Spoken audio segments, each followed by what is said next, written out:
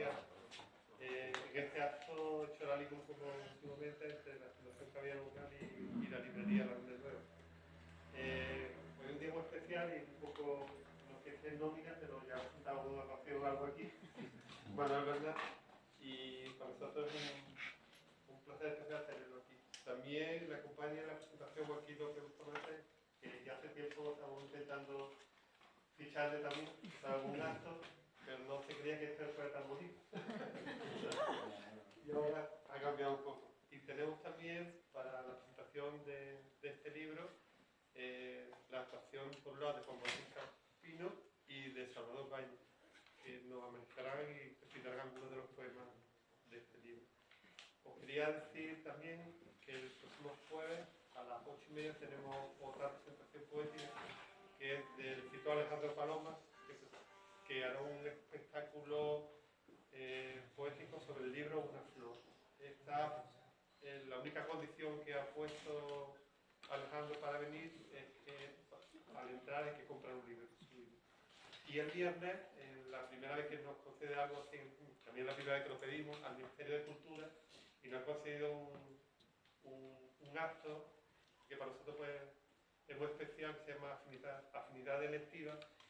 En teoría se trata de dos escritores que escriben en otras lenguas del Estado español y que coinciden que se conozcan y hablen cada uno y reciten cada uno poemas suyos. Hemos tenido unas grandes dificultades para conseguir a las poetas, porque tiene que ser los dos géneros. Y hemos tenido muchas dificultades para conseguir las poetas, en este caso gallegas. No lo hemos conseguido, han fallado las dos, pero aún así ellos nos dijeron que lo intentásemos de nuevo y que lo íbamos a hacer. Y lo va a hacer José María Rodríguez, el poeta de catalán, y José Mateo, que es su editor aquí en Editorial Canto y Cuentos, que luego va a estar a la limón con él. Pero sí lo presentará y hará la introducción de Paparra para este acto. Aunque hay invitado ese día es a las 8, el jueves a las 8:30 y el viernes a las 8. Y por último deciros que como buenos anfitriones, al final del acto, pues tendremos una copa de Jerez para todos nosotros. Muchas gracias.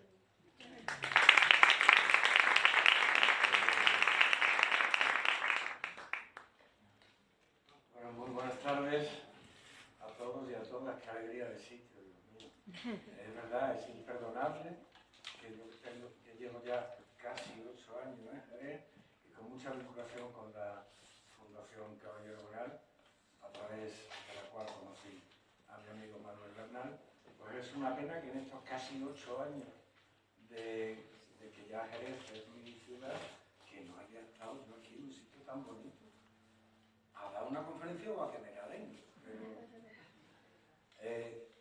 Me hace realmente mucha ilusión compartir estos minutos iniciales de la presentación del libro de Manuel Bernal Romero, con el que desde el primer momento compartimos veleidades poéticas.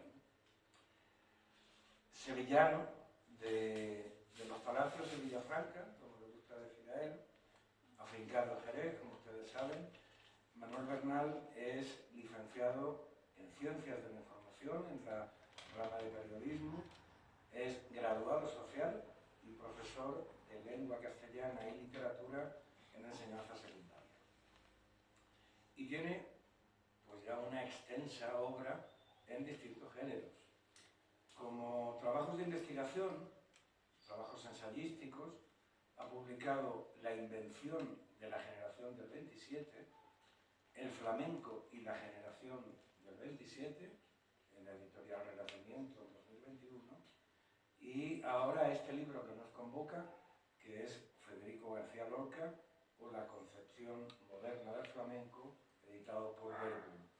Y en esa línea investigadora parece ser que próximamente, Manuel, saldrá a la luz un nuevo libro que se va a llamar Los orígenes del flamenco, Amanecer en Jerez de la Frontera y los puertos.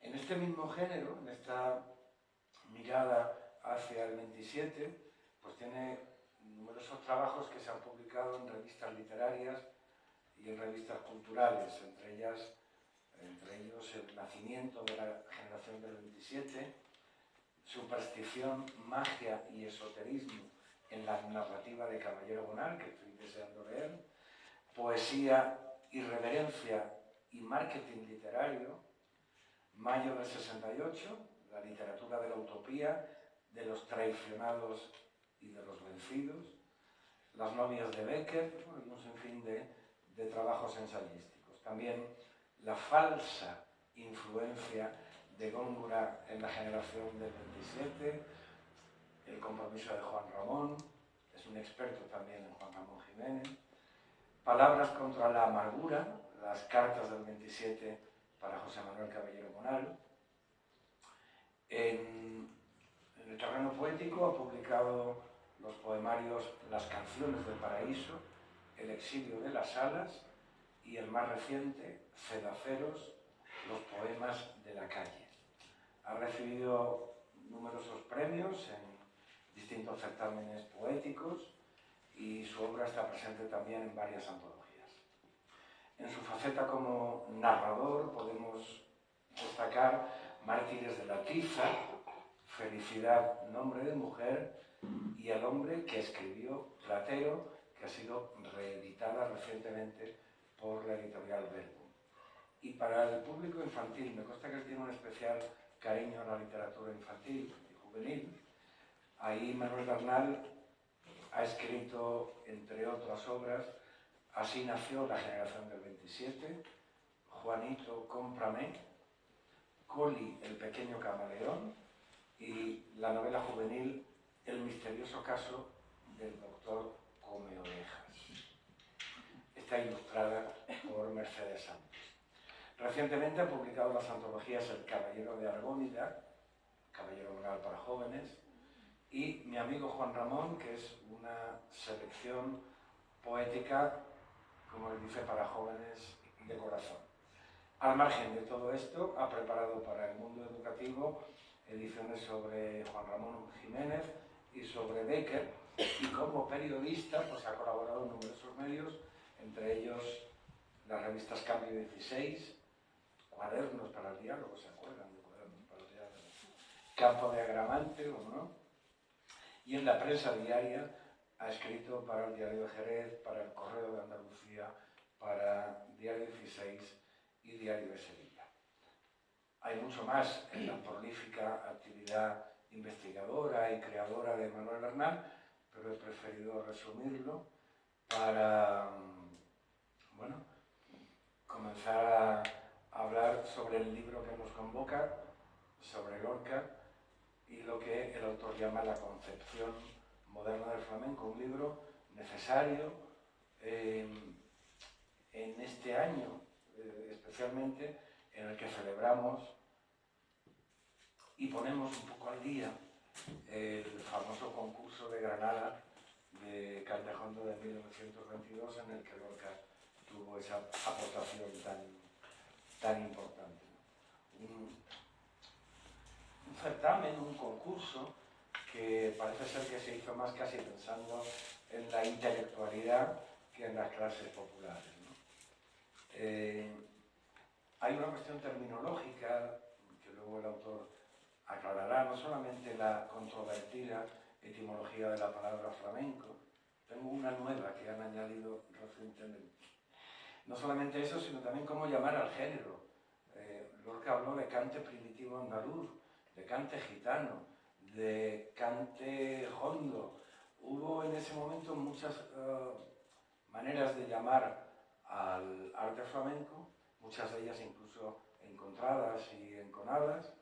En eso llegó Mairena mucho después y le llamó cante gitano andaluz, pero eso es una polémica que todavía existe y que el autor ha investigado a conciencia. Lorca y el 27, parece ser que habían algunas premisas en ese famoso concurso de Granada y que parece ser que eran erróneas, ¿no? Una que el cante, pues que era una música popular, y otra que el buen cante y el buen baile pues estaba en las gañanías, en las fraguas, en los patios de vecinos, ¿no? En aquellos intérpretes que no se habían prostituido ni dulcificado a hacer un flamenco comercial, sobre todo y convertirlo además en la profesión, en la exitosa y fandanguera ópera flamenca, ¿no? A partir de ahí hay un punto de inflexión que es el maravilloso poema del Cantejondo que dedicase luego a Manuel Torre. Yo creo que Lorca mitificó a Manuel Torre, al niño de Jerez, y le dedicó algunos versos y algunas frases que han quedado para la historia, ¿no? Lo del tronco de Faraón y lo de los sonidos negros, ¿no? También la cuestión de Lorca, como con su romancero gitano hubo un momento, y supongo que Manuel nos lo contará, hubo un momento en el que, entre comillas, se cansó de que, bueno, el romancero gitano, el llamarle gitano, era como una gran metáfora para decir otras cosas, y él estaba un poco, incluso molesto, con la identificación de Lorca con los gitanos. Pero bueno, él sí que tuvo ocasión, Lorca, de vivir fiestas flamencas y fiestas gitanas, y con la Macarrona, y con Sánchez Mejía, y con aquel cortijo, cuyo nombre no recuerdo, pero creo que reunía Pino Montano, ¿no? Y luego hay una parte especialmente vinculada con Jerez y que también el autor supongo que nos va a contar y que nos va a aclarar, que es la explicación del famoso romance de la Guardia Civil. Bueno, se ha interpretado muchas veces como referente a los ajustizamientos que pasaron a garrote vil en la jerezana Plaza del Mercado a finales del siglo XIX, en una historia negra que soportaron los gañanes y los obreros gaditanos durante mucho tiempo, ¿no? Y en esta edición el autor data y compara los hechos con el contenido del romance y además explica algo muy interesante, cómo Federico llega a conocer esos hechos. Estamos ante una obra, insisto, necesaria, muy documentada, que respira amor hacia Lorca, amor hacia el 27, y que viene a contribuir de forma muy brillante a la bibliografía flamenca y, por extensión, a la bibliografía sobre la cultura gitana y sobre la cultura andaluza, con lo cual yo modestamente quiero felicitar a mi amigo Manuel Bernal por esta obra y dejarles con él para que nos cuente estas y otras cosas. Muchas gracias.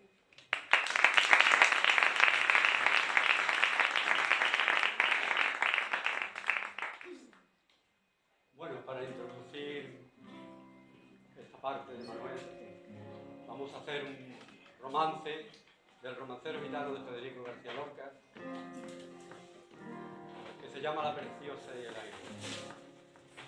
Una antigua leyenda ibérica decía que había un viento que cuando soplaba muy fuerte tenía la capacidad de dejar embarazadas a las doncellas. A Federico le gustaba decir que esto era un mito de playa tartésica. En este romance, una hermosa niña gitana, una mocita, como decían antes, iba por un camino entre el mar y los pinos a una juerga gitana, cuando de pronto se le aparece el sátiro viento, el viento violador, la preciosa y el aire, romancero gitano.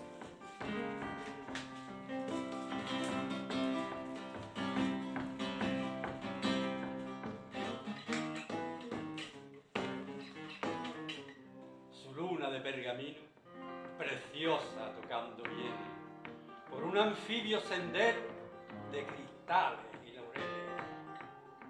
El silencio sin estrella, huyendo del soniquete, cae donde el mar bate y canta su noche llena de peces.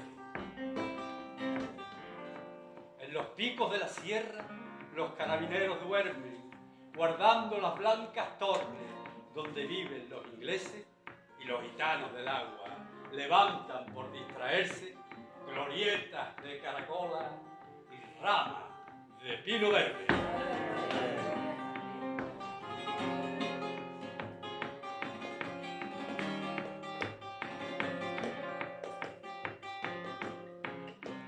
Su luna de pergamino, preciosa tocando bien, al verla se ha levantado el viento que nunca duerme. San Cristóbalón desnudo, lleno de lenguas celestes, mira a la niña tocando una dulce gaita ausente. Niña, deja que levante tu vestido para verte. Abre en mis dedos antiguos la rosa azul de tu vientre. Preciosa, tira el pañuelo y huye sin detenerse. El viento hombrón la persigue con una espada caliente. Frunce su rumor el mar, los olivos palidecen, cantan las flautas de umbría y el liso gom de la nieve. Preciosa, corre, preciosa, que te coge el viento verde. Preciosa, corre, preciosa, míralo por donde viene. Sátiro de estrellas bajas, con sus lenguas relucientes. Preciosa, llena de miedo, entra en la casa que tiene, más arriba de los pinos, el cónsul de los ingleses. Asustado por sus gritos, 3 carabineros vienen, sus negras capas ceñidas y sus gorros en las sienes. El inglés da a la gitana un vaso de tibia leche y una copa de ginebra que preciosa no se bebe. Y mientras cuenta llorando su aventura a aquella gente, en las tejas de pizarra el viento furioso muerde.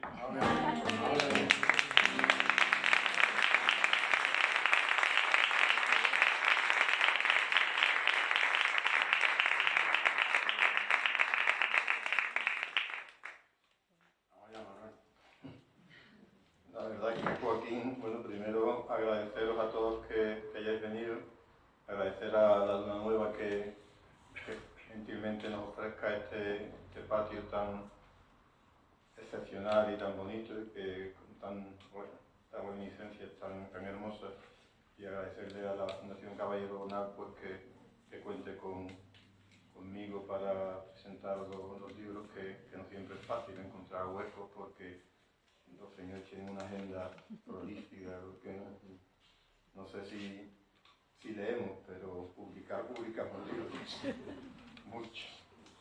Y eso pues la Fundación Caballero Bonal como pues da buena cuenta de ellos, porque no hay semana que no haya alguna presentación. Agradecerle a Juan, a Santiago y a Joaquín que estén aquí conmigo y con ustedes, porque es un privilegio tenerlo a los tres, porque todos ponen mucha amor, mucha devoción y es más que evidente la calidez de la voz de mi amigo Joaquín, que siempre embriaga un poco y que nos lleva por los mejores caminos, no solo aquí, sino también en la radio, lo mismo hablando de los Beatles que de gitanos. Y ya más que claro está que la guitarra de Juan y las interpretaciones que hace Santiago de la poesía, en este caso de Lorca, pues nos ayudan a hacer más llevadero esto de presentarnos y de hablar. No sé muy bien de qué hablar, porque Joaquín lo ha puesto me ha puesto difícil. Ha anunciado como si yo fuera a hablar de muchas cosas y no tenía mucho plan de hacerlo. Pero esta tarde pensaba en que hemos elegido sin quererlo, sin saberlo, pues un sitio mágico para hacerlo, como es este patio, que coincide, que está en el lugar que compartieron posiblemente dos de los personajes que aparecen, dos de los personajes de la historia de del flamenco y de Jerez que aparecen en el libro porque fueron fundamentales en la evolución del cante flamenco. Sus personajes eran del barrio de San Miguel, eran don Antonio Chacón y Manuel Torre, y él esta tarde imaginaba que en este patio, entre estas paredes, que son antiguas como ya lo son ellos, pues igual, si no estuvieron aquí presentes, es posible que alguna vez, que alguna tarde, que alguna noche de sus tiempos, pues en este patio llegaran los ecos del cante de Manuel Torres, del que Federico Rafael Alberti dijo que era un bronco animal herido, o la voz ya más dulcificada de Antonio Chacón, que como posiblemente sepan, pues fue antes que cantador zapatero en el barrio de San Miguel. Entonces me parecía como mágico el saber que estábamos aquí y que en este lugar, de alguna forma, si es verdad lo que dicen los científicos, de que el sonido no desaparece, sino que se expande por el universo de forma universal, pues podría estar todavía aquí, aunque hayamos perdido el sintonizador capaz de seguir escuchándolo. Pero a lo mejor en alguna de esas galaxias en las que van a descubrir los supertelescopios estos que están lanzando al espacio, pues igual algún día nos devuelven la voz en directo de estos grandes cantadores a años luz de nosotros. El libro intenta hacer evidente que Federico García Lorca ha aportado al flamenco una dimensión que hasta el momento en el que él se lo plantea, yo no tengo muy claro si él era consciente de lo que estaba haciendo. En algún momento parece que sí, que él empezaba a ser consciente, pero también es verdad que le viene todo un poco como por añadido, ¿no? Él se deja llevar mucho por la corriente y su genialidad le permite pues meterse en un río y hacerlo y salir con toda la frescura que puede aportarle el agua.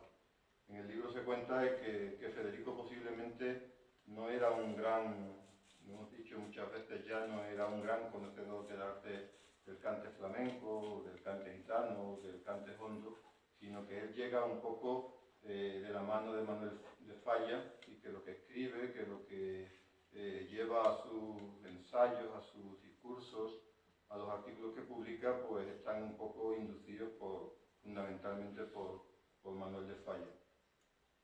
Me pasa también que hay quienes dicen que Manuel de Falla tampoco era un gran conocedor del flamenco, que lo había conocido igual que Federico en su niñez, pero que después no tenía una personalidad que le permitiera frecuentar sitios en los que se cantara flamenco. Y a Federico le pasaba un poco igual, pero en ambos hay una feliz coincidencia, y es que ambos están cuando niños al cuidado de mujeres gitanas, y esas mujeres son las que les van a inculcar un poco al principio el gusto por el cante, o por lo menos el oído por el cante. Federico tuvo la suerte, y eso es lo que se cuenta, la suerte y la bondad para los que después hemos seguido leyéndolo, siguiéndolo, de llevar el flamenco a unos sitios que hasta ese momento no había estado.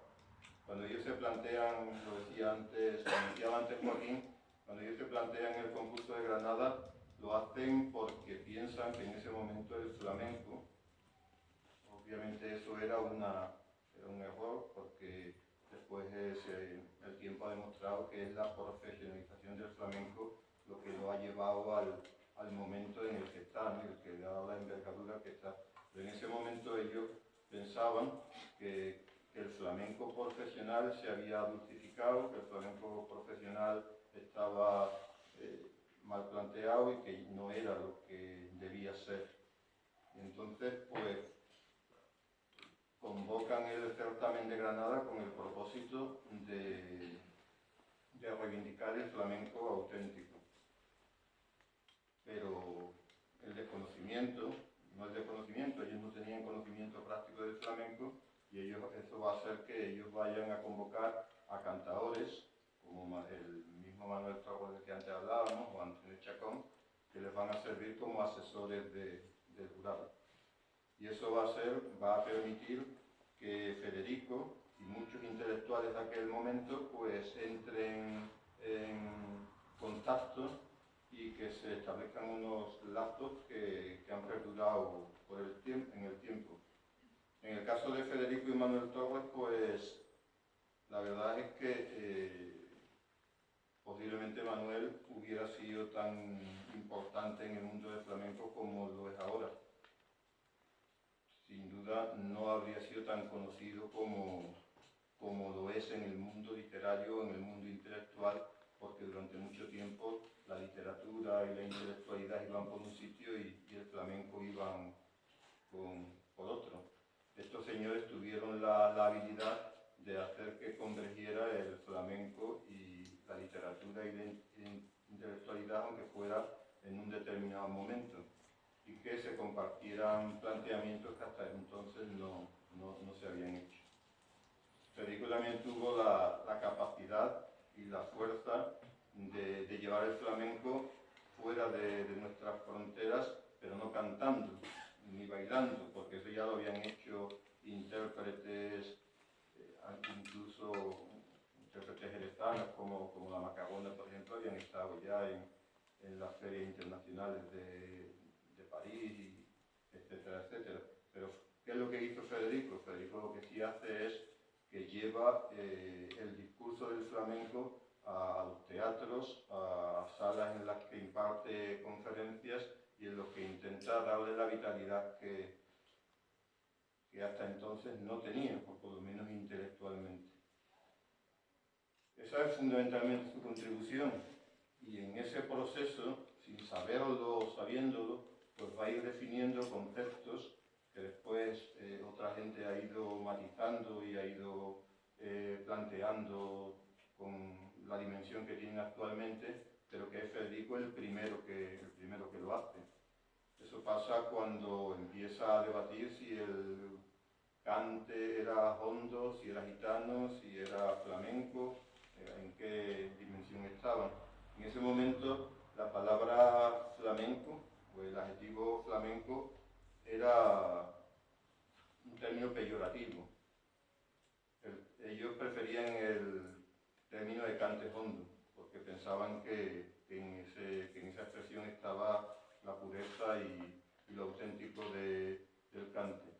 En algún momento, en alguna de las entrevistas que le hacen, por ejemplo, a Antonio Chacón durante el concurso de Granada, Antonio Chacón reivindica que no era cante hondo, sino que lo que ellos cantaban era cante gitano. Pero ustedes saben, igual que yo, que el término gitano ha estado siempre marcado por muchas contraindicaciones, no era lo mejor que se podía decir, y ese valor peyorativo pues, hacía o hizo que ellos optaran por denominar cante hondo a aquello, aunque en realidad lo que se estaba practicando allí no fuera otra cosa que cante gitano, ¿no? Que parece que era el nombre más primitivo, el más auténtico o el originario, porque obviamente los gitanos habían estado en el principio del nacimiento, no solos, pero sí dándoles el ímpetu y la fuerza y la dimensión y llevándolo fuera de nuestras fronteras, que es una contribución que obviamente sí se le debe en esencia al pueblo gitano, que por su dinamismo, por su nomadismo, por su forma de acercarse y de vivir la vida, pues tuvieron esa suerte para nosotros, porque al hacerlo universalizaron una forma de expresión que hasta ese momento había estado vinculado a la pobreza, a la tristeza, tristeza, al dolor, porque fundamentalmente, aunque el cante se utilizara en fiestas de carácter familiar para celebrar algunas alegrías, era fundamentalmente una expresión de dolor.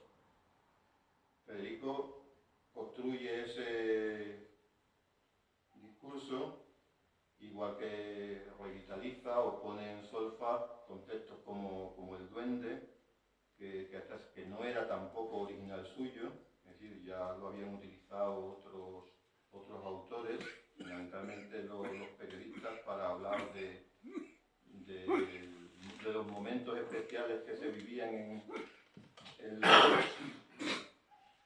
a la hora de cantar, pero es Federico el que le da la entidad y el que le da la vitalidad que tiene actualmente, y lo hace pues en algunas de las conferencias hasta el punto de hacerlo visible, ¿no? De hacer algo que era más esotérico que otra cosa, más una creencia que pues darle la forma necesaria para que llegara hasta nosotros, que actualmente los que nos acercamos al flamenco o a cualquier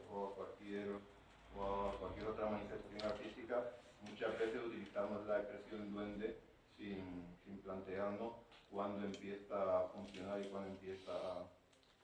Entonces Federico va a construir todo esto, y lo va a construir fundamentalmente, y eso hacía todavía más especial la presentación aquí en Jerez, porque aunque no se haya tratado suficientemente, él casi todo lo que escribe sobre flamenco lo hace a partir de cantadores jerezanos.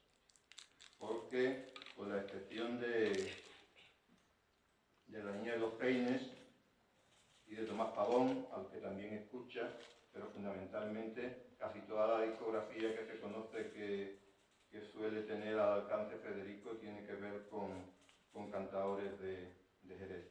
Sin embargo, no hay constancia de que Federico hubiera estado nunca en Jerez de la Frontera.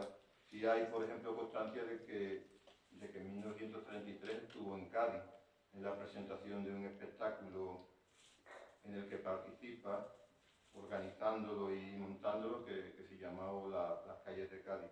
Pero a Jerez nunca vino.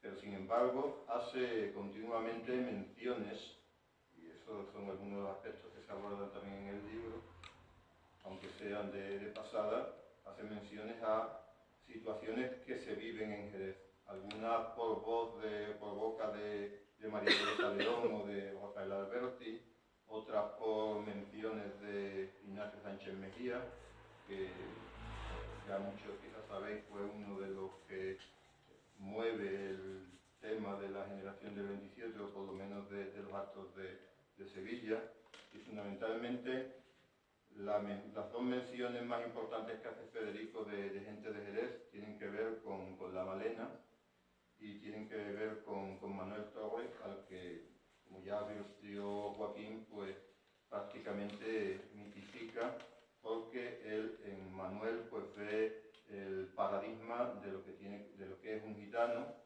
de lo que él cree que es un gitano. Eso tendríamos mucho que hablar sobre el tema, porque además Federico identifica gitano con andaluz. En algún determinado momento, ya lo advirtió Joaquín, se cansa un poco de que le estén como echando en cara, por decirlo de alguna manera, que el nombre de romancero gitano, cuando lo explica que realmente el romancero gitano tendría que llamarse andaluz, porque él lo que entiende que los gitanos son la clase más superior o la clase aristocrática de Andalucía, y que él en este romancero pues lo que hace es identificar a los andaluces con los gitanos. Esas generalizaciones son muy propias de Federico, porque un poco más tarde generaliza como si todos los jerezanos fuéramos también gitanos, que es lo que hace en el romance de la Guardia Civil, que después sí de eso comentamos un poco. Que intentaba decir únicamente que en dos de sus libros los libros que dedica fundamentalmente al flamenco o en los que toca el flamenco más de cerca, aunque el flamenco nunca está en los libros de Federico García Lorca, no, realmente, aunque os parezca un poco contradictorio lo que estoy diciendo. En el poema del Cante Hondo, por ejemplo, es un libro que en el momento en el que él lo escribe en 1921 y lo publica en 1931. Cuando lo escribe no se lo había dedicado a Manuel Torres, porque de otras cosas no lo conocía, pero cualquiera que se haya acercado al poema del Cante Hondo, a pesar de ese título, se dará cuenta que aquello tiene que ver con el cante, o Damas Alonso dijo que tenía que ver con el corazón del flamenco, o con el alma del flamenco, pero aquello para la gente del cante era ininteligible. Aquello estaba marcado por las modas del momento, estaba marcado por el ultraísmo y allí había tal cantidad de figuras literarias, tal cantidad de retórica que entender que es una soleá a partir del poema que lleva ese nombre en el poema del Cante Hondo, pues casi una locura. Y para colmo pasa también que Federico, que le gustaba meterse en muchos charcos, pues aborda en ese texto figuras de cantadores a los que nunca había conocido, y entre los que cita algunos cantadores jerezanos, ¿no? Como el Loco Mateo, por ejemplo. Aprovecho, por ejemplo, también para aclarar, porque muchas veces me llama la atención, el Loco Mateo no tenía ningún problema psiquiátrico. Estaba el Loco Mateo y su hermana, que era la Loca Mateo, pero el nombre le venía porque parece ser que este hombre, cuando cantaba, le ponía tanta emoción al cante, tanta fuerza al cante, que terminaba llorando. Y esa emoción, ese llanto final, es el que hace que sus compatriotas, que sus colegas de aventuras, pues lo llamaran de esa forma, pero no tenía nada que ver con ninguna enfermedad ni nada por el estilo. Estaba diciendo que Federico incluye en el poema del Cante Hondo a cantadores, y al único que él había conocido era a Manuel Torres, pero lo conoce después de escribir los poemas. Es decir, que inicialmente él lo escribe en 1921, cuando todavía no lo conocía, y cuando lo publica sí se lo dedica a él, porque lo había conocido en 1922, y después en otras ocasiones también lo frecuenta y comparten algunas veladas de flamenco y demás. Pero lo importante es lo que acabo de decir. Federico escribió el poema del Cante Hondo. Alguna gente dice que, entre ellos yo, que por inspiración de un periodista de Montilla, Córdoba, que era Guillermo Núñez del Prado, que es el que le da las pautas, que es el que le da el perfil y el que le da los adjetivos que después lleva al poema del Cante Hondo. Pasa que Federico lo coge y, como un gran creador que era, pues construye obras poéticas impecables, ¿no? Aunque no tuvieran directamente nada que ver con el cante hondo ni con el cante gitano, pero lo que decíamos, parece que en el trasfondo, que en el interlineado de cada verso, pues está el alma, el corazón del flamenco, que él pues sí tenía la genialidad de entender, aunque no tuviera el conocimiento práctico de lo que era el cante. Y en el romancero gitano le pasa pues prácticamente lo mismo. El romancero gitano fue de los libros que antes de que se publicase ya estaba en boca de las recitadoras y los recitadores que se movían por España llevándolo por los teatros. Es decir, fue un libro que fue un éxito antes de que hubiera ninguna edición, porque conjugaba un universo mágico de personajes, de situaciones, de realidades que hacían muy atractivo todo lo que había construido Federico. Y en el romancero gitano vuelve a pasar lo mismo. El romancero gitano, por el modo en el que está escrito, sí se podría acercar un poco a los modos de cantar, ¿no? Ya gente que sabe más que yo del tema, pues ha establecido que el origen de muchas de las letras del cante está en los romances antiguos castellanos.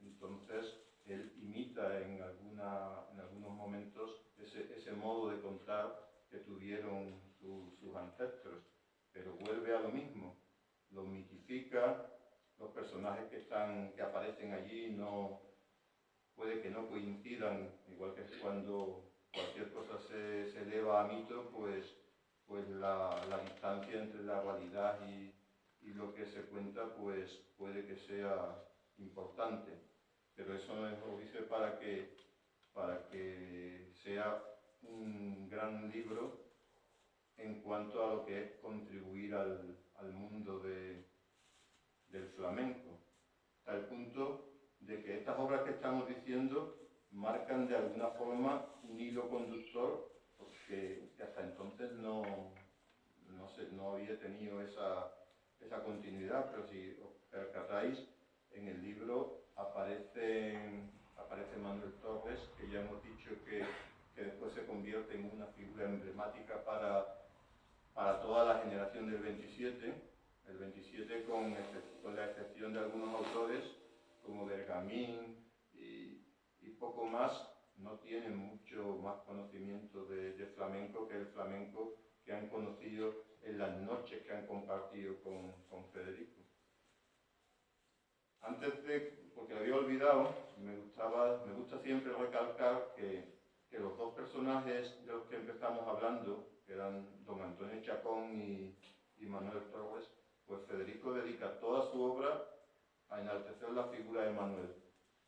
Sin embargo, se olvida para siempre, en todo momento, en ninguno de sus discursos, en ninguna de sus conferencias, en ninguno de sus libros, no le dedica ni una línea a Antonio Chacón.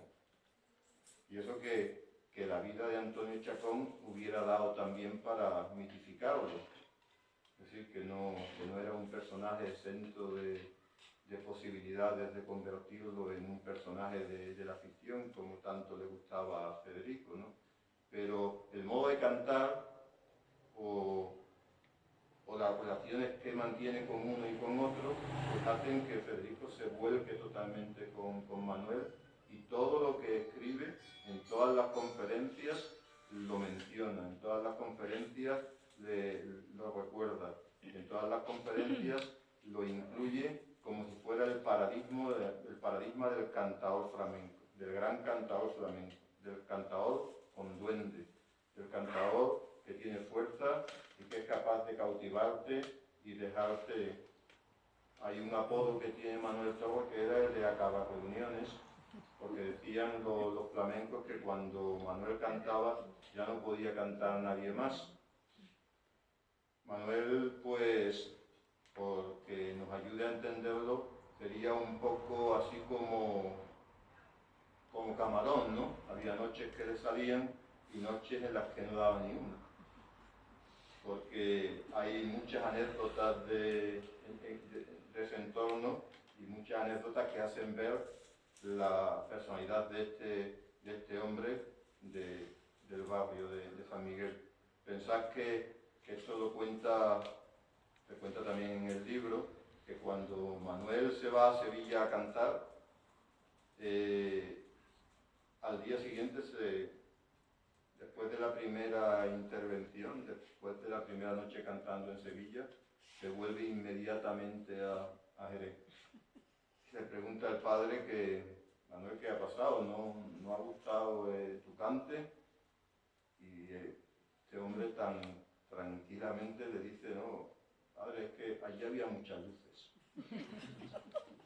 Es decir, que cuento un poco la anécdota para que nos hagamos cargo de este personaje para el que Federico, cuando muere, porque Manuel Torres va a morir en Sevilla y va a morir como la mayoría de los flamencos de ese tiempo, un poco marcado por la tragedia, porque eran gente que tenía mucho éxito, pero que terminaban casi siempre pobres y sin tener, hasta el punto que el entierro de Manuel tuvo que pagarlo uno de los cantaores que en ese tiempo no estaba bien visto, que era Pepe Marchena, que lo admiraba mucho, que en ese tiempo tenía también mucho éxito y es el que paga el sepelio y demás porque ni Manuel ni su familia tenía dinero para hacerlo.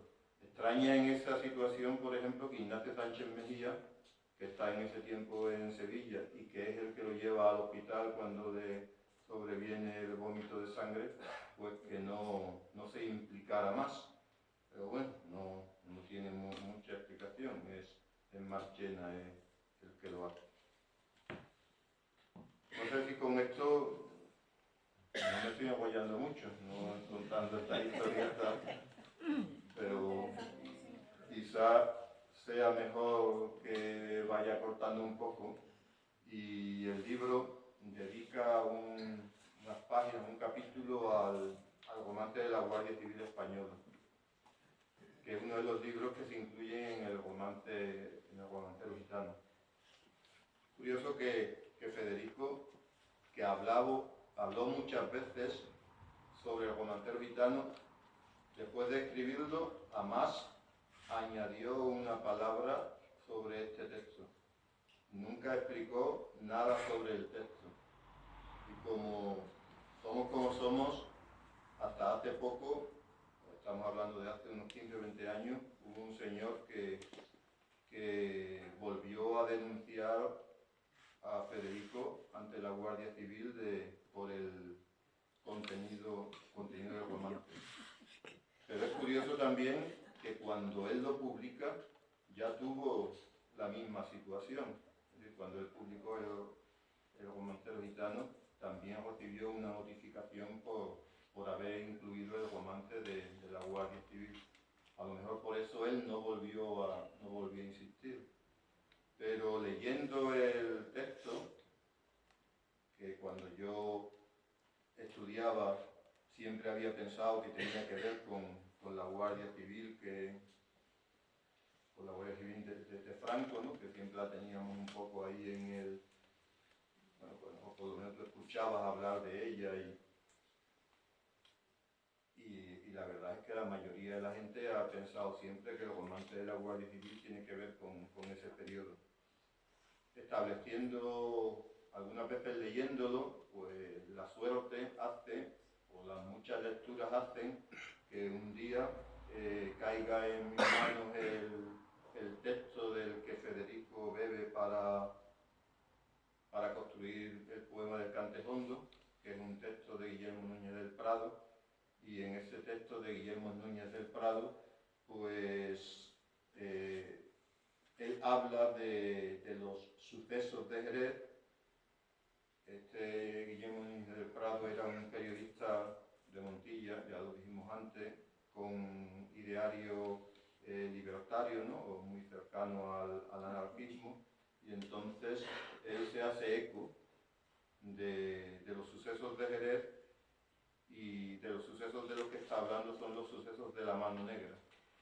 Y en diversos capítulos del libro pues va estableciendo pues prácticamente las bases sobre las que Federico va a construir el poema. Si uno lee el poema de Federico García Lorca, pues empieza entonces a darse cuenta que coinciden, salvando las distancias de la ficción poética, coinciden con los sucesos que acaecieron en Jerez y que se conocieron y que pasaron a la historia con el nombre de la Mano Negra y que terminaron con un grupo importante de jornaleros ajusticiados a garrote vil en la plaza del mercado. Si uno lee el poema, pues se percata de que coincide todo. Coinciden las fechas, coinciden los meses, coinciden los sucesos que va contando, coincide la fisonomía del Jerez que él pudo conocer, de cómo son las murallas, y a qué se dedican los jerezanos. Si ustedes lo leen con la atención de saber que está hablando de ese tiempo, se darán cuenta de que hasta el momento de los enjuiciamientos ya Federico y hasta algo que se conoció después los historiadores han establecido que aquello fue una conjura para ajustar cuentas y que realmente lo de la mano negra fue un modo de una intervención de las fuerzas económicas y municipales y políticas de la ciudad para hacer frente, para cortarle las alas a estos jornaleros que estaban únicamente reivindicando salarios más justos y condiciones de trabajo más justas, pues hasta eso Federico lo adelanta en el poema, posiblemente casualmente, porque no creo que tuviera el don de la profecía, pero en el poema, pues Federico pone cara a los poderes políticos, pone cara al empresariado jerezano, en este caso lo pone en la familia Domet y habla de la Virgen vestida de alcaldesa, en fin, que va situando toda la acción del tiempo en el que vive, sitúa los hechos en diciembre y habla de la costumbre jerezana del gusto por el belenismo y demás, y así hasta el final. Si ustedes leen el poema desde ese planteamiento, y leen en mi libro los vínculos y los textos también que había escrito Guillermo Núñez del Prado, pues entenderán que Federico, la fuente de esa información, la tomó de Guillermo, supongo que la abundaría.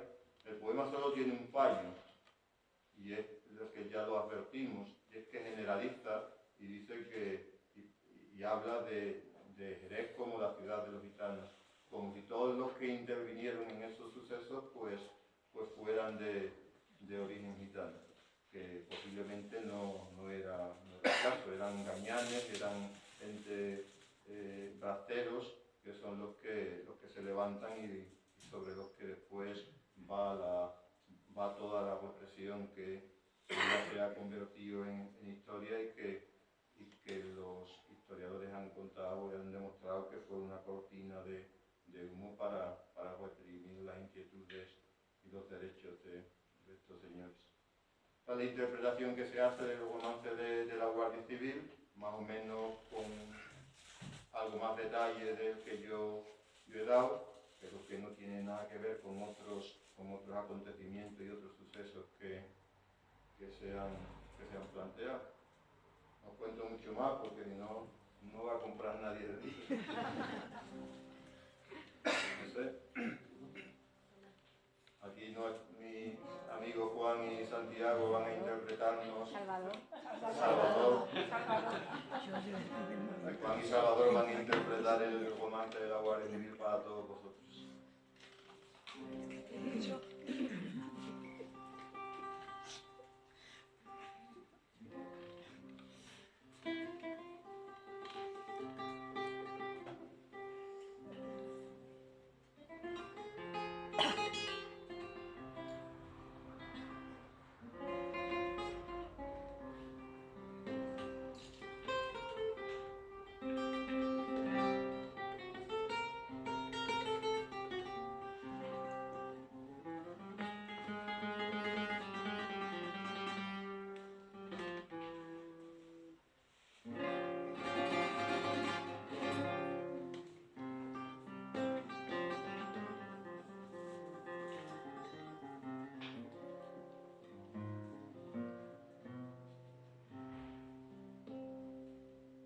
Caballos negros son, las cerraduras son negras, sobre las capas relucen manchas de tinta y de cera.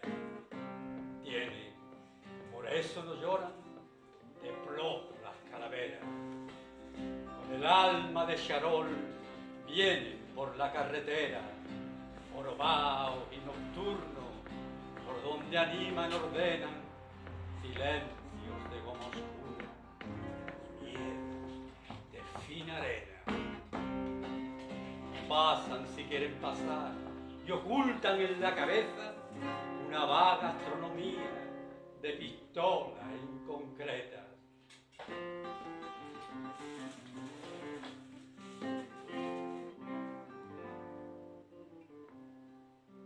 Oh ciudad de los gitanos, en las esquinas banderas, la luna y la calabaza con las guindas en conserva.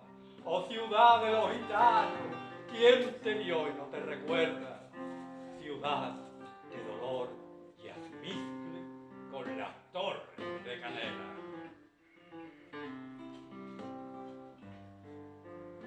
Cuando llegaba la noche, noche, qué noche nos era, los gitanos en su fragua forjaban soles y flechas. Un caballo malerío llamaba a todas las puertas, gallos de vidrio cantaban por Jerez de la frontera.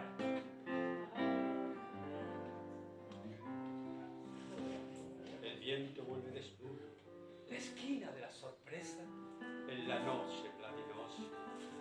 Noche, qué noche nos era. La Virgen y San José perdieron sus castañuelas y buscan a los gitanos para ver si las encuentran. La Virgen viene vestida con un traje de alcaldesa de papel de chocolate con los collares de almendra. San José mueve los brazos bajo una capa de seda, detrás va Pedro Domé con 3 sultanas de Persia. La media luna soñaba un éxtasis de cigüeña, estandartes y faroles invaden las cartucheras. Por las esquinas sollozan bailarinas sin cadera. Agua y sombra, sombra y agua por Jerez de la frontera.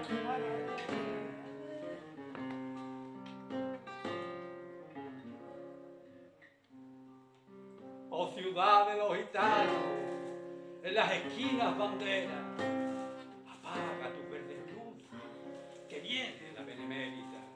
Oh ciudad de los gitanos, ¿quién te vio y no te recuerda? Dejadla lejos del mar, sin peine para su crencha. Avanzan de dos en fondo a la ciudad de la fiesta. Un rumor de siempre iba invade las cartucheras. Avanzan de dos en fondo, doble nocturno de tela. El cielo se desantoa, una vitrina de espuela. La ciudad, libre de miedo, multiplicaba sus puertas. 40 guardias civiles entran a saco por ella, los relojes se pararon. Y el coñac de las botellas se disfrazó de noviembre para no infundir sospecha. Un vuelo de gritos largos se levantó en las veletas, los sables cortan las brisas que los cascos atropellan. Por las calles en penumbra huyen las gitanas viejas con los caballos dormidos y las orzas de moneda. Por las calles empinadas suben las capas siniestras, dejando atrás fugaces remolinos de tijera.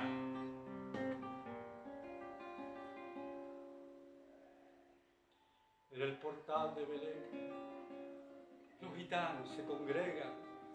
San José, lleno de herida, amortaja a una doncella. Tercos fusiles agudos por toda la noche suenan. La Virgen cura a los niños con salivilla de estrellas, pero la Guardia Civil avanza sembrando hogueras donde joven y desnuda la imaginación se quema. la de los camborios, y me senté en su puerta, con sus dos pechos cortados, puestos en una bandeja, y otras muchachas corrían, perseguidas por sus trenzas, en un aire donde estallan rosas de pólvora negra.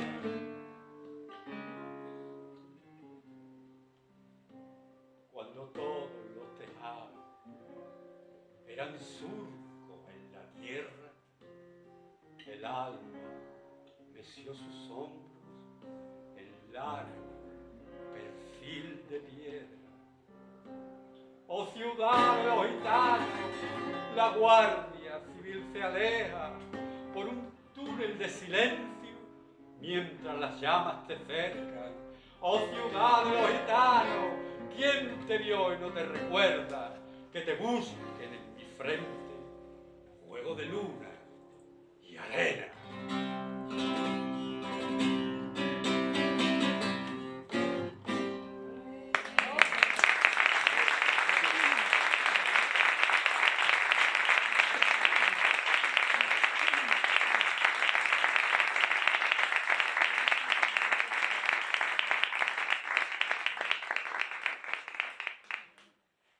Yo creo que se ha hecho como muy más que evidente la fuerza del poema y más pues citado, interpretado aquí por Salvador en Santiago, que tampoco estamos en Santiago, estamos en San Miguel.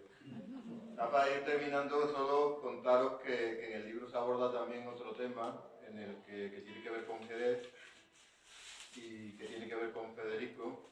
Fijaos que casualmente no es porque estemos en Jerez y estemos hablando así, sino que Federico se influyó mucho de la forma de cantar flamenco en aquel tiempo para construir su idea sobre el flamenco. Ignacio Sánchez Mejía, que es otro que, ese sí hay mucha constancia de haber estado en Jerez muchas veces, porque era un gran aficionado a los galgos y era también un señorito andaluz con muchas relaciones en esta ciudad y a la que frecuenta muchas veces. Ignacio Sánchez Mejía, para devolver la vitalidad a la argentinita, a la que era su compañera, pues va a montar un espectáculo con el que va a contar también con Federico García Lorca, que se llama Las calles de Cádiz. Las calles de Cádiz, aunque nunca se estrenó en esta ciudad, y sí se estrenó en la capital, que es de donde hay constancia que sí estuvo Federico, cuando Ignacio Sánchez Mejía y Rafael Alberti y María Teresa León buscan al personal que va a formar parte de esa obra, de ese montaje escénico, que se adelanta mucho en el tiempo. Las calles de Cádiz es un espectáculo flamenco que no tenía nada que ver con la ópera flamenca, o por lo menos ellos lo intentan. Es un espectáculo en el que montan música clásica y la acercan al flamenco, los unen los dos en el mismo espectáculo. Ese planteamiento tampoco era original ni de Federico ni de Ignacio Sánchez Mejía. Ese planteamiento ya estaba incluso en el que se hacen para el concurso de Granada. Una prueba de ello es que Edouard Neville, que es otro de los grandes escritores y un gran cineasta que participa del certamen de Granada, en 1952 va a rodar un documental en el que va a plantear lo mismo que después Ignacio Sánchez Mejía plantea en las calles de Cádiz. Cuando uno ve esa obra que fue premiada en el Festival de Cannes, uno no entiende cómo empieza con música clásica y termina cantando la Bernarda o la Bernarda de Utrera, Bernarda y Fernanda de Utrera, o terminan bailando los caballos andaluces al mismo modo que lo hacen actualmente. Y estamos hablando de los años 40, 50. El planteamiento de Edward Neville es el mismo planteamiento que había hecho Manuel de Falla y es el mismo planteamiento que hace Federico García Lorca y es el mismo planteamiento que Neville trabaja en algunos de los ensayos que publica. De todas maneras, lo hacía porque no me quería olvidar de este personaje que por cuestiones pseudopolíticas pues ha pasado un poco a la trastienda del flamenco cuando es uno de los grandes valedores, junto con Federico, de todo lo que pasó allí. En las calles de Cádiz no está Neville, pero sí está Federico. Está Federico con Encarnación, para la que compone, para la que rescata algunos temas, y están también cantaores de Jerez y bailadores de Jerez y bailadoras de Jerez que rescatan de las calles. Es decir, no les interesaba, volvemos al mismo planteamiento del concurso de Granada, no les interesaban los profesionales, aunque en el fondo fuera mentira, porque en el fondo el casting de las calles de Cádiz lo hacen en Jerez. Lo hacen en Jerez y lo hacen en los barrios marginales, en las gitanerías, donde ellos piensan que se hace el verdadero flamenco, o el flamenco que no está amanerado, o que no está...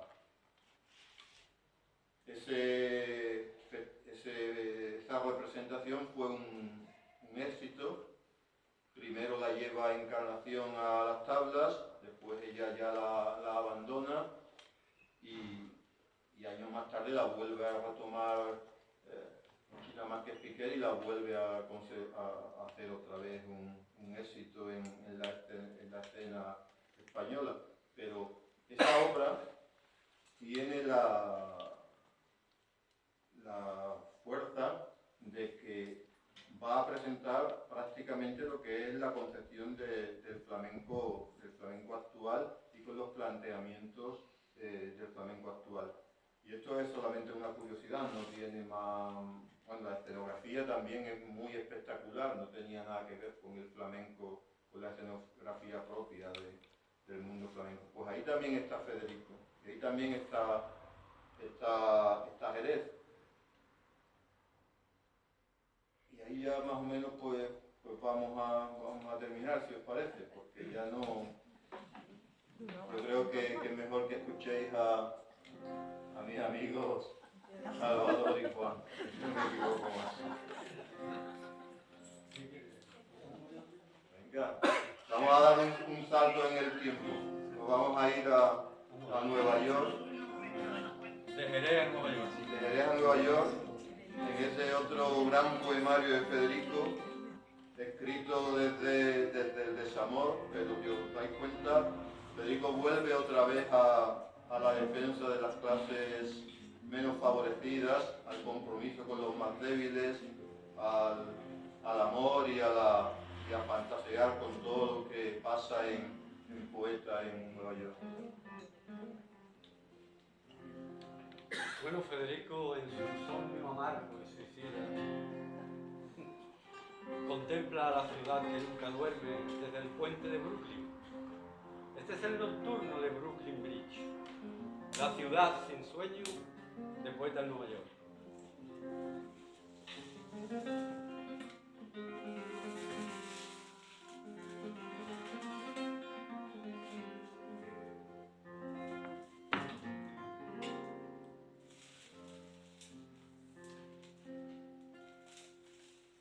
No duerme nadie por el cielo, nadie, no duerme nadie.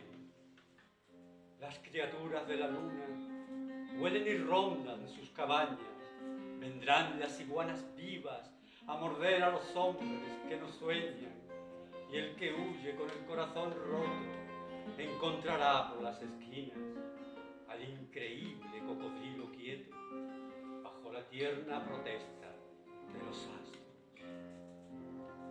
No duerme nadie por el mundo, nadie, no duerme nadie. Hay un muerto en el cementerio más lejano que se queja 3 años porque tiene un paisaje seco en la rodilla Y el niño que enterraron esta mañana lloraba tanto que hubo necesidad de llamar a los perros para que callase. No es sueño la vida. ¡Alerta! ¡Alerta! ¡Alerta! Nos caemos por las escaleras para comer la tierra húmeda. O subimos al filo de la nieve con el coro de las dalias muertas. Pero no hay mundo, ni olvido, carne viva. Los besos atan las bocas en una maraña de venas recientes, y al que le duele su dolor, le dolerá sin descanso, y el que teme a la muerte, la llevará sobre sus hombros. Un día, los caballos vivirán en las tabernas, y las hormigas furiosas atacarán los cielos amarillos que se refugian en los ojos de las vacas. Otro día veremos la resurrección de las mariposas disecadas, y aun andando por un paisaje de esponjas grises y barcos mudos, veremos brillar nuestro anillo y manar rosas de nuestra lengua. ¡Alerta! ¡Alerta! ¡Alerta a los que todavía guardan huella de zarpa y aguacero! Aquel muchacho que llora porque no sabe la invención del puente. Aquel muerto que ya no tiene más que la cabeza y un zapato. Hay que llevarlos al muro donde iguana y sierpes esperan, donde espera la dentadura del oso, donde espera la mano momificada del niño, y la piel del camello se eriza con un violento escalofrío azul. Azul, azul. No duerme nadie por el cielo, nadie, nadie, no duerme nadie. Pero si alguien abre los ojos, azotadlo, hijos míos, azotadlos. Haya un panorama de ojos abiertos y amargas llagas encendidas. No duerme nadie por el mundo. Nadie. Ya lo he dicho. No duerme nadie.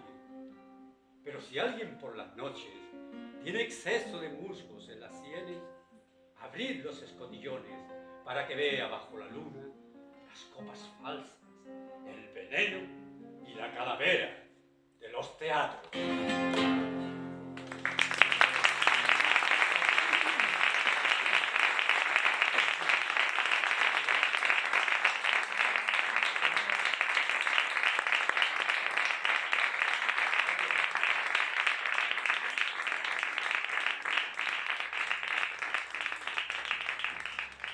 Nada, muchas gracias por aguantar ahí estoicamente lo que hemos contado.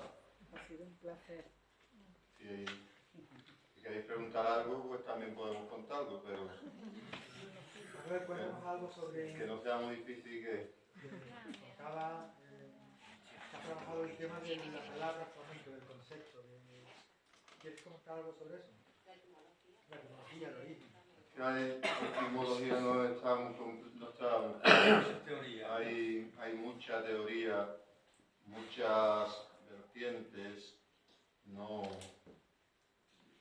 hay claridad. En el libro se plantean todas las que yo he conocido, pero la verdad es que no hay ninguna certeza. No hay ninguna certeza de por dónde va cada una de ellas.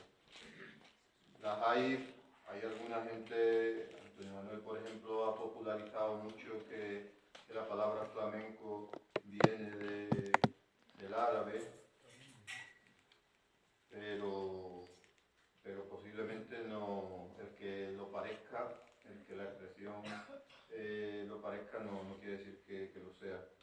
Hay también otro planteamiento que parece ser que es un término que tenía que ver con la expresión pendenciero que se adjudicaba un poco a la gente sin trabajo, que se movía por un sitio o por otro. Ahí también un investigador del puerto de Santa María plantea que el término flamenco procede de una metonimia, porque en realidad de lo que está hablando es de un cuchillo que era muy habitual entre las personas que se dedicaban al pillaje y que se dedicaban un poco al bandolerismo, y que en esos grupos pues estaba también, había muchas veces, no siempre gitanos. Eso que se conocía como cuchillo flamenco en un determinado momento, que ya conocía por cuchillo flamenco porque procedía de Flandes, pues en el determinado momento perdió lo de cuchillo y se quedó como... También está la teoría de que la expresión flamenco, el término flamenco procede de los muchos gitanos que se alistaron en los tercios de Flandes para defender a la corona española, y que cuando volvían, ya restablecidos y con la posibilidad de moverse libremente por España, pues en vez de llamarse o de presentarse como gitanos, pues se presentaban como flamencos, porque el término gitano pues todavía arrastraba el tema del malditismo, ¿no? Es la gata. Es la gata. Digo, para decirlo. Pero de todas maneras, No está nada claro. no hay claridad de a qué... Últimamente, Manuel, ha salido una novela de un escritor gitano, Diego Fernández, una novela histórica, una especie de thriller, cuyo protagonista es un hispanista enamorado del flamenco y de los gitanos, y sostiene una nueva etimología para flamenco, que podría ser, según el personaje de la novela y por ende el autor, que flamenco viniese de familienco, que sería el genitivo romano de la familia, que entroncaría con esa supuesta etapa hermética del cante asociada a la familia, y que de familienco, que es la construcción en romano correcta del genitivo, bueno, otra etimología posible. Yo quiero comentar otra que he leído, que parece ser que Ricardo Manuel Machado, de Mófilo, creo que se llamaba algo, que comentaron que qué diferencia había entre cumbia y flamenco, y él decía la misma longitud tendría que lo popular al erudito. Decía el padre de Machado. El padre de Antonio Machado es otro tema, se aborda más en el libro este que está por venir que en este. También bebe mucho del flamenco de Jerez. La mayoría de las letras que rescata tienen que ver o están aportadas por...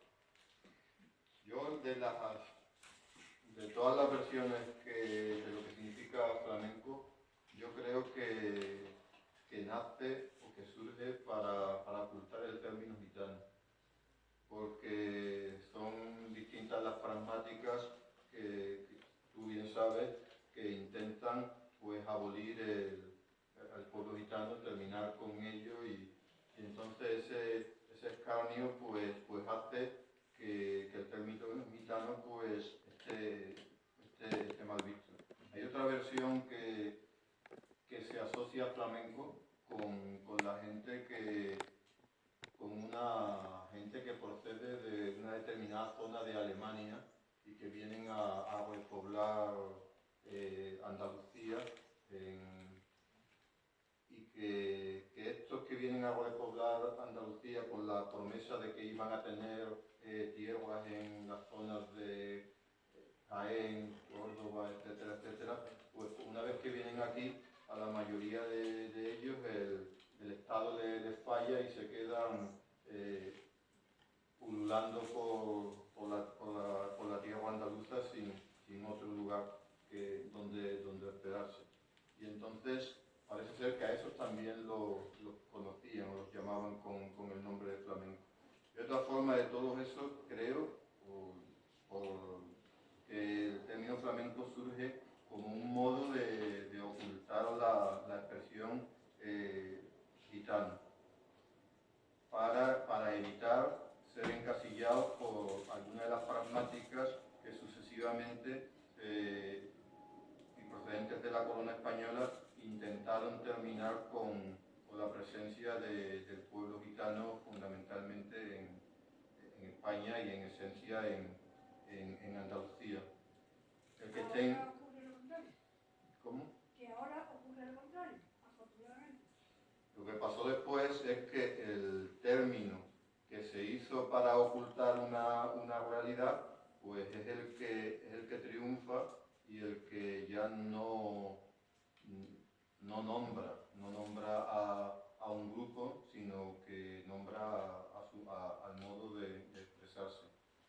Porque están los gitanos aquí, pues es otra historia que parte fundamentalmente porque el puerto de Santa María fue una de las 41 ciudades que nombró la corona española como lugar para asentamiento para que los gitanos estuvieran recluidos a la espera de mandarlos a galeras o mandarlos fuera de España. ¿Por qué están los gitanos en Jerez?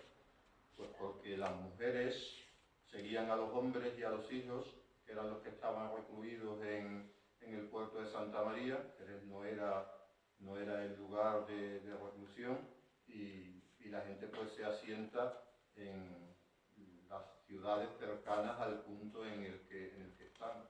Y eso hace pues que surjan las gitanerías de San Miguel, de Santiago, de San Mateo, y que en ese entorno, que está fuera de las murallas, pues permite que ellas y que las familias pues, puedan ver con cierta frecuencia a los que estaban recluidos en el puerto de Santa María, que sí era una ciudad.